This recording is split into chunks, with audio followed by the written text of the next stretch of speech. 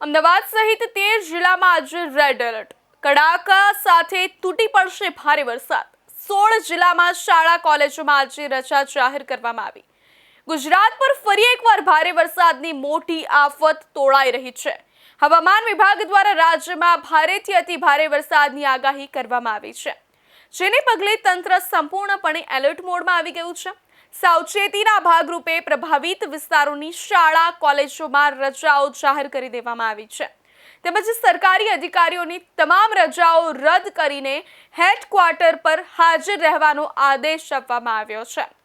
ગુજરાતમાં ચોમાસાની ઋતુએ રૌદ્ર સ્વરૂપ ધારણ કર્યું છે અને સમગ્ર રાજ્ય પર ભારે વરસાદી વાદળો ઘેરાયા છે. હવામાન વિભાગ દ્વારા રાજ્યમાં આજે 31 જુલાઈના રોજ ભારેથી અતિ ભારે વરસાદની આગાહી કરવામાં આવી છે. આ કુદરતી આફત અને સંભવિત પૂરની સ્થિતિને ધ્યાનમાં રાખીને અમદાવાદ, સુરત, ભાવનગર, વડોદરા, ભરૂચ, નવસારી, વલસાડ સહિત દક્ષિણ ગુજરાત અને મધ્ય ગુજરાત કુલ 13 જિલ્લાઓમાં અત્યંત ભારે વરસાદનું એલર્ટ જાહેર કરવામાં આવ્યું છે. જણાવી દઈએ, અત્યંત ભારે વરસાદનું રેડ એલર્ટ જાહેર કરવામાં આવ્યું છે. આ સિવાય સુરેન્દ્રનગર, રાજકોટ, અમરેલી, ગાંધીનગર, ખેડા, પંચમહાલ અને દાહોદ જેવા 7 જિલ્લાઓમાં ઓરેન્જ એલર્ટ તથા સૌરાષ્ટ્ર અને ઉત્તર ગુજરાતના બાકીના જિલ્લાઓમાં યલો એલર્ટ સાથે ગાજવીજ સાથે વાવાઝોડા સાથે વરસાદની ચેતવણી આપવામાં આવી છે. હવામાન ખાતાની આગાહી મુજબ આગામી 24 કલાકમાં સાઉથ ગુજરાતમાં ભારેથી અતિભારે વરસાદ વરસાવવાની શક્યતા છે અને ભારે પવન પણ ફૂંકાઈ શકે છે. શહેરના નીચાણવાળા વિસ્તારોમાંથી નાગરિકોને સુરક્ષિત સ્થળે ખસેડવા માટે સુરત મ્યુનિસિપલ કોર્પોરેશન તથા પોલીસ ટીમો તૈનાત કરવામાં આવેલ છે. જે ટીમોને નાગરિકો દ્વારા પૂરતા સહકાર આપવા નમ્ર વિનંતી છે.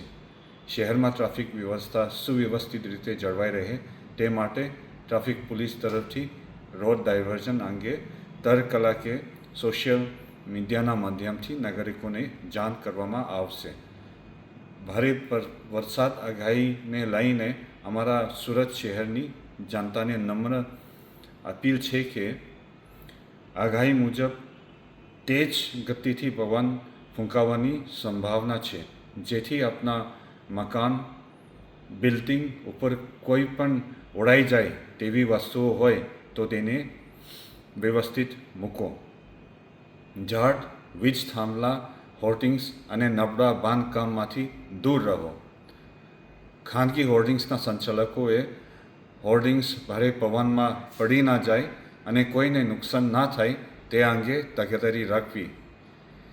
પાણી ભરાયેલ હોય તેવા રસ્તાઓ ઉપર ચલાવવાનું અથવા વાહન ચલાવવાનું ટાળો. કોઈ પણ નાગરિકો સંકટના સમયે પોલીસ કંટ્રોલ રૂમના હેલ્પલાઇન નંબર 112 ઉપર તાત્કાલિક સંપર્ક કરી મદદ માંગી શકે છે. સુરત શહેર પોલીસ આપના સેવામાં હંમેશા તૈયાર છે. આજે 31 જુલાઈ 2024 સુરત શહેર ખાતે વરસાદનું આગમન થયું છે. આજે જે રેડ એલર્ટ જાહેર કરવામાં આવી છે તે અનુસંધાને એસએમસી તરફથી લો લાઇંગ વિસ્તારમાંથી લોકોને ખસેડવાનું કામ ચાલુ છે. એ સિવાય તમામ શહેરીજનોને વિનંતી છે કે આજે આખા દિવસ વરસાદ પડવાનો છે અને સાંજે ભારે વરસાદ, ભારે પવન સાથે તેજ પવન સાથે આવવાની શક્યતા છે અને એ મુજબનું વાતાવરણ હવે બની રહ્યું છે. તો તમામને ઘરે સુરક્ષિત રહેવા માટે વિનંતી છે. આજે સ્કૂલ કોલેજો પણ બંધ કરવામાં આવી છે. માર્કેટ એસોસિએશન તરફથી પણ બંધ રાખવા માટેનું આહવાન એસોસિએશન તરફથી પણ આપવામાં આવેલા છે. તો તમામ શહેરીજનોને આજે સુરક્ષિત ઘરે રહેવા અને સુરક્ષિત સ્થળે પોતાનું માલ સામાનને ખસેડી દેવા માટે ખાસ કરીને લો લાઇંગ વિસ્તારમાં જે લોકો રહેતા હોય એમને પણ ખાસ અનુરોધ કરવામાં આવે છે. સાવચેતીથી રહીએ તો આપણે જાનહાનિ કે માલહાનિનું નુકસાન આપણે ટાળી શકીએ છીએ. રેડ એલર્ટ છે તો આપણે બધાએ તૈયાર રહેવું જોઈએ. વરસાદની આ ગંભીર ચેતવણીને પગલે રાજ્ય સરકાર અને સ્થાનિક વહીવટી તંત્ર તાત્કાલિક ધોરણે સંપૂર્ણ એક્શન મોડમાં આવી ગયું છે. નાગરિકોની સુરક્ષા અને સાવચેતીના ભાગરૂપે સંભવિત અસરગ્રસ્ત 16 જેટલા જિલ્લાઓમાં શાળા અને કોલેજોમાં રજા જાહેર કરી દેવામાં આવી છે. અમદાવાદમાં તો સાવચેતીના પગલા રૂપે 3 ઓગસ્ટ સુધી તમામ આંગણવાડીઓમાં પણ રજા રાખવાનો નિર્ણય લેવાયો છે.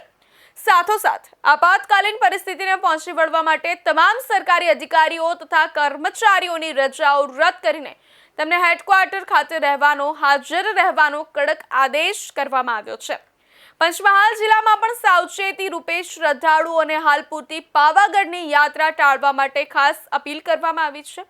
હવામાન વિભાગના ડાયરેક્ટર ડોક્ટર A.K. દાસના જણાવ્યા અનુસાર હાલમાં ગુજરાત પર એક સાથે 4 મુખ્ય વરસાદી સિસ્ટમ સક્રિય થઈ છે, જેમાં છત્તીસગઢ, મધ્યપ્રદેશ અને વિદર્ભ પાસે સર્જાયેલું deep depression, monsoon trough, upper air cyclonic circulation અને વેસ્ટર્ન ડિસ્ટર્બન્સનો સમાવેશ થાય છે.